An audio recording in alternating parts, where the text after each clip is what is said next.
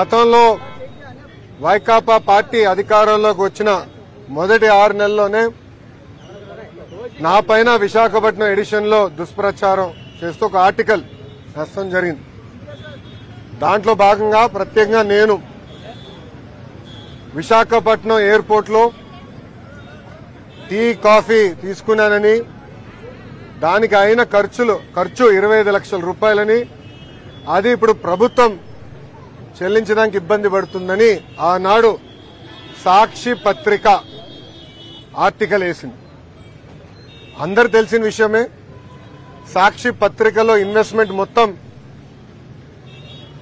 YS కుటుంబాన్ని, ప్రత్యేకంగా ఆనాటి ముఖ్యమంత్రి వైఎస్ జగన్మోహన్ రెడ్డి గారు, ఆయన సతీమణి వైఎస్ భారతిరెడ్డి గారు పెట్టుబడి ఉంది.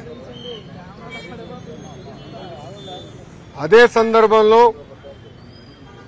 ఢిల్లీలో ఉన్న ద వీక్ అనేది వీక్లీ మ్యాగజైన్ కూడా ఆ కథనాన్ని వేయడం జరిగింది. ఇమ్మీడియట్ గా నేను సాక్షికి అటు వీక్ కూడా లీగల్ నోటీస్ పంపించడం జరిగింది.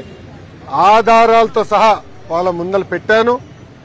ఏ రోజైతే బిల్స్ జనరేట్ అయినాయో ఆ 26 రోజుల్లో కేవలం ఒకే ఒక రోజు నేను విశాఖపట్నంలో ఉన్నాను అని స్పష్టంగా చెప్తాం జరిగింది.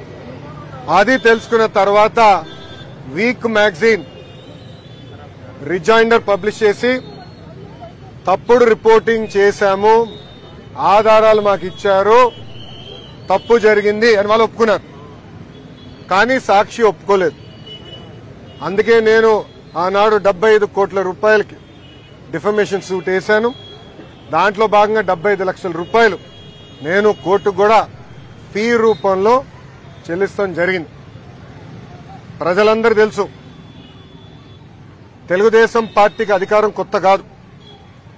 చంద్రబాబు నాయుడు గారు పదే పదే మాకు చెప్పారు, ప్రజాధనాన్ని మిస్యూజ్ మీరు చేయొద్దు, సింపుల్ గా ఉండండి, ప్రజల దగ్గర ఉండండి, ప్రజలకు అందుబాటులో ఉండండి అని పదే పదే చెప్పారు. ఇక్కడున్న మీడియా మిత్రులు కూడా తెలుసు, గతంలో అంటే 2017 నుంచి 19 నేను మంత్రిగా ఉన్నప్పుడు కూడా నా సొంత వాహనాలే వాడుకున్నా. వాటర్ ఖర్చు, టీ ఖర్చు నేనే డబ్బులు చెల్లించా. ఇప్పుడు మంత్రి అయిన తర్వాత కూడా ఈ రోజు కూడా నా సొంత వాహనంలోనే నేను వచ్చాను. దానికి అయ్యే డీజిల్ కూడా నేను నా జోబు నుంచే చెల్లిస్తున్నా. ఒక కప్పు కాఫీ నేను తాగను, ఒక బాటిల్ నీళ్లు నేను ప్రభుత్వం నుంచి ఏనాడు తీసుకోలేదు. అది ఒక పక్కన చంద్రబాబు నాయుడు గారు, ఇంకో పక్కన నా తల్లి భువనేశ్వరి అమ్మ నాకు పదే పదే చెప్పి ఇప్పుడు కూడా నేను కట్టుబడున్నా.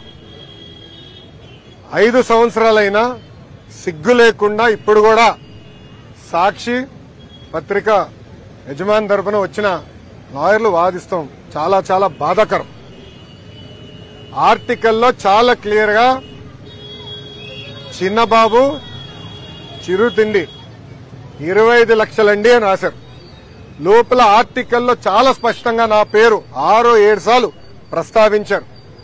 దాంట్లో చాలా క్లియర్ గా నేను అక్కడ తిన్నానని, ఆ బిల్స్ ఆనాటి ముఖ్యమంత్రి చంద్రబాబు నాయుడు గారి అకౌంట్ లో నేను వేశానని కూడా వాళ్ళు చెప్తాం జరిగింది.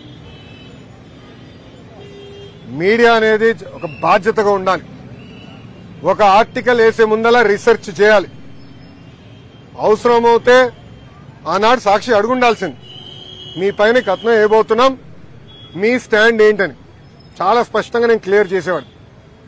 కానీ మీకు తెలిసిన విషయమే, సాక్షి అనేది ఒక బ్లూ మీడియా. అసత్యాలు రాష్ట్రం అనేది వాళ్ళ నైజం, కొత్త ఏం కాదు. గతంలో కూడా మీరు చూశారు, సొంత బాబాయిని జగనే లేపేసి నారాసుడ రక్త చరిత్ర అని ఒక హాఫ్ పేజ్ చంద్రబాబు నాయుడు గారి పైన లేకుండా కింద ఆయన ప్యాంట్ షర్ట్ వేసుకుని, ఏమంటారు అది, మన కత్తి పట్టుకుని ఒక ఫోటో కూడా వేస్తాం జరిగింది. దీనికి ఫుల్ స్టాప్ పెట్టాలి, విలువలు ఉండాలి అన్న ఆలోచనతోనే నేను డిఫమేషన్ సూట్ వేశాను. జగన్మోహన్ రెడ్డి లాగా నాకు ప్రజాధనం లూటీ చేస్తూ రాదు. మనందరం చూసాం, 500 కోట్ల రూపాయలు ఖర్చు పెట్టి ఒక ముఖ్యమంత్రి ఉండేదానికి ఎలాంటి ప్యాలెస్ విశాఖపట్నంలో కట్టారు. అంతేకాకుండా అక్కడ ఎన్వైరన్మెంట్ కి ఇబ్బంది క్రియేట్ చేశారని కేంద్ర ప్రభుత్వం అదనంగా ఇంకా 200 కోట్ల రూపాయలు పెనాల్టీ వేసింది. అంటే 700 కోట్ల రూపాయలు ఒక్క వ్యక్తి బతికేదానికి ఖర్చు పెట్టారు.